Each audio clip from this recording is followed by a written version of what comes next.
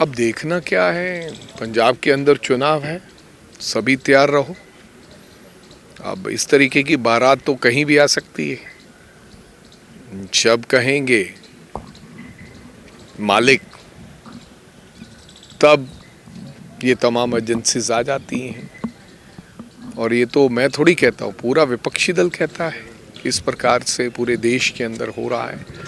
मैं किसी व्यक्ति विशेष की बात नहीं कर रहा हूँ, मित्तल जी की जहाँ और किसी की, लेकिन पूरे देश के हालातों के बारे में बता रहा हूँ कि जिस प्रकार से इन इंस्टीट्यूशन के ऊपर सवाल खड़े हुए हैं और आदरणीय सुप्रीम कोर्ट और हाई कोर्ट ने भी कई बार अपनी अपनी जजमेंट के अंदर एजेंसीज के बारे में टिप्पा टिप्पणी की है।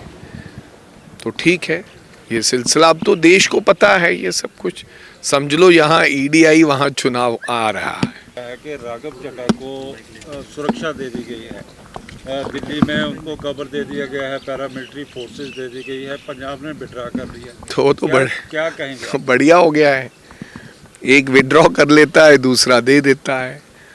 और ये एक्चुअली कोई थ्रेट परसेप्शन के माध्यम से तो इस देश के अंदर सिक्योरिटी मापने का तरीका अब खत्म हो गया है, कम हो गया।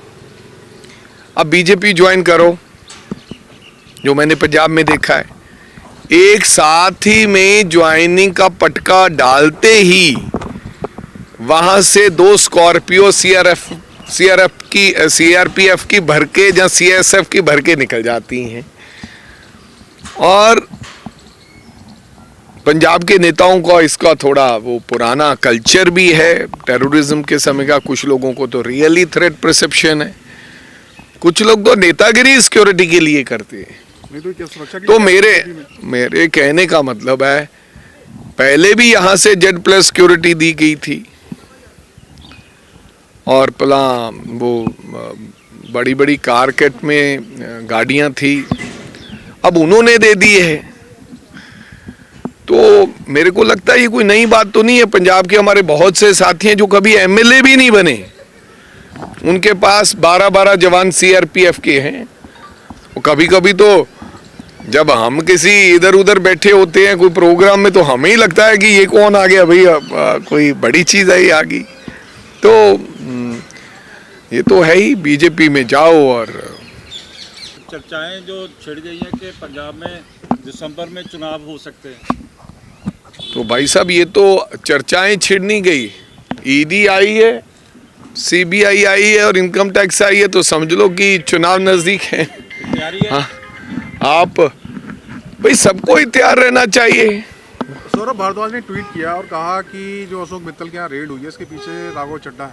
अब मेरे को इस बात का तो लिंकेज दिखता है? भाई मेरे को तो इस बात का पता नहीं, बाकी मेरा बेचारों के साथ लेन नहीं है, देन नहीं है। मैं तो वैसे बात कर रहा हूँ एजेंसियों की, क्यों आई है, किसने भेजी है, काहे के लिए आई है, ये तो मित्तल साहब बताएंगे, जहाँ झाड़ू सरकार बताए। लेकिन हाँ, परसेप्शन यही है जो मैंने आपको बताया है, पूरे देश भर में है। पंजाब में कहते हैं कि अपोजिशन कह रही है कि जिस तरह से आम आदमी पार्टी के नेता को जमानत मिलती है तो वो कहते हैं सत्यमेव जयते, और जब अपोजिशन चाहे वो खैरा साहब हों या दूसरे लोग हों तो कहा जाता है कि जमानत मिली है। हाँ, बस सब वो ठीक है, फिर वो कट्टर ईमानदार हैं, दूसरे खट्टर ईमानदार हैं। कहने का मतलब कि मेरे कहने का मतलब दूसरे तो बेकार हैं, खट्टा मतलब खट्टा।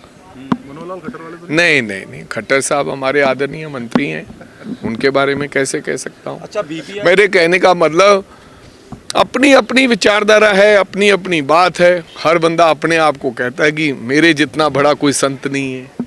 बाकी तो सब, आप शर्ट सिलवाने चले जाओ ना किसी से या कपड़े, तो अगर जो आपके पहने हैं वो हाथ लगा कर ये बताता है यार ये कहाँ से सिलवाया, बहुत ही गलत सिया हुआ है। तो इनके वाले बरी हो जाएं तो कट्टर हैं, सत्य में देते हैं, हमारे वाले बेचारे